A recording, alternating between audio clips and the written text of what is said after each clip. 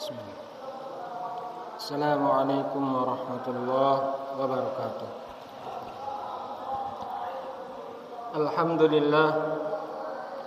Alhamdulillahi wa kafa wa salamun ala ibadihi alladhina astafa, amma ba'du. Jamaah sekalian, Bapak dan Ibu yang dirahmati Allah Subhanahu wa taala. Alhamdulillah, kita bersyukur kepada Allah Subhanahu wa taala. Malam ini adalah malam kelima kita melakukan ibadah tarawih, rangkaian dari ibadah bulan puasa ini. Semoga Allah Subhanahu wa taala menerima semua amal ibadah kita di bulan yang penuh dengan maghfirah ini. Amin ya rabbal alamin. Kemudian jemaah sekalian, salawat dan salam kita haturkan kepada junjungan Nabiullah Muhammad sallallahu alaihi wasallam. Beliaulah suri tauladan kita yang baik, contoh yang baik bagi kita tatkala kita melaksanakan ibadah kepada Allah Subhanahu wa taala. Jemaah sekalian yang dirahmati Allah Subhanahu wa taala, jikalau seseorang ingin bepergian ke suatu tempat, musafir dia, maka tentunya dia harus menyiapkan perbekalannya berupa materi, harta benda yang ada di dunia ini jemaah sekalian. Contohnya seseorang tatkala dia ingin pergi ke Barong, Samarinda, Balikpapan, bahkan keluar pulau, maka tentunya di sana harus dia menyiapkan perbekalan. Contohnya mau pergi ke Barong harus menyiapkan motor, dan motor itu harus ada bensinnya, dan orangnya pun harus sehat, sudah makan dan lain sebagainya, sehingga dia bisa sampai ke tujuan dengan aman dan selamat.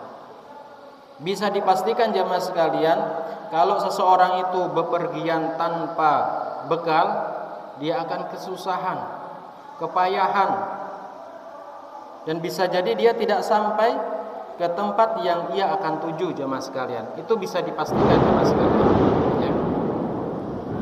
Kemudian jemaah sekalian yang dirahmati oleh Allah Subhanahu wa taala, begitu juga kita ini hidup di dunia dalam musafir ya, ingin pergi ke suatu tempat ya. Perjalanan kita sangat panjang jemaah sekalian. Setelah hidup di dunia ini, jangan kira setelah seorang itu meninggal dunia sampai situ saja. Perjalanannya masih sangat panjang dan jauh untuk mendapatkan surganya Allah, atau naudzubillah kita dimasukkan ke dalam nerakanya Allah SWT. Itu sangat jauh perjalanan jemaah sekalian. Maka bagi seorang yang berakal sehat tentunya harus menyiapkan perbekalannya untuk menghadap kepada Allah Subhanahu wa taala. Harus menyiapkan perbekalannya untuk menemui yaitu kampung akhirat. Dan kampung akhirat itu jemaah sekalian kampung kita yang abadi. Dunia ini sementara. Digambarkan di dalam hadis, dunia ini cuma sementara jemaah sekalian ya. Ibaratnya seorang musafir berhenti sebentar, dia istirahat, kemudian pergi lagi. Itulah dunia jemaah sekalian, sangat sebentar. Maka dari itu perbekalan yang paling bagus adalah sebagaimana Allah Subhanahu wa taala menyebutkan, wa tazawwadu fa inna khairaz zad at-taqwa.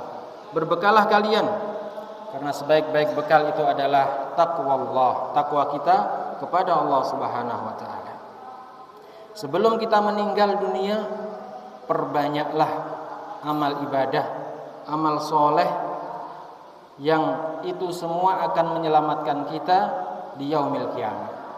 Sebagaimana yang disebutkan oleh penyair Arab, tazawwad minat taqwa, berbekalah kalian dengan ketakwaan kepada Allah Subhanahu wa taala.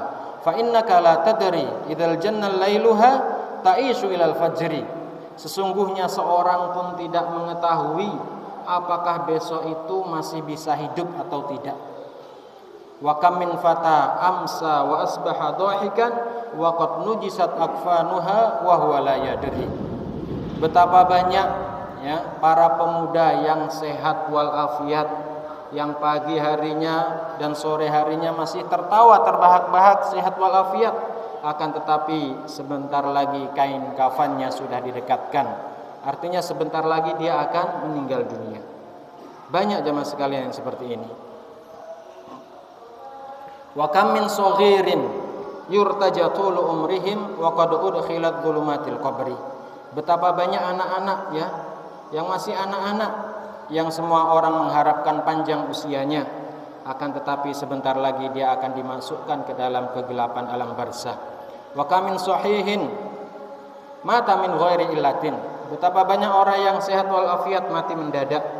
Wa kam min saqimin asatula minad dahri.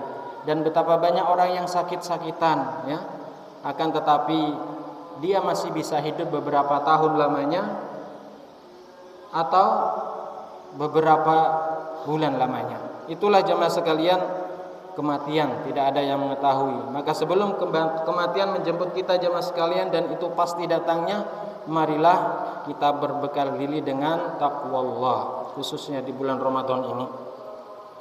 Jemaah sekalian rahimani wa rahimakumullah, setiap Jumat bahkan setiap ustadz sering menyebutkan mari kita bertakwa kepada Allah. Mari kita menambah keimanan, menambah ketakwaan kepada Allah. Apa itu takwa jemaah sekalian? Takwa yang didefinisikan oleh tabi'in, yaitu Hasan al-Basri. Beliau menukil dari sahabat Ali bin Abi Thalib. Yang dinamakan takwa itu jemaah sekalian, yang pertama adalah al-khaufu minad jalil, yaitu kita takut kepada al-jalil, yaitu Allah Subhanahu wa taala. Takut kepada Rabbul Alamin.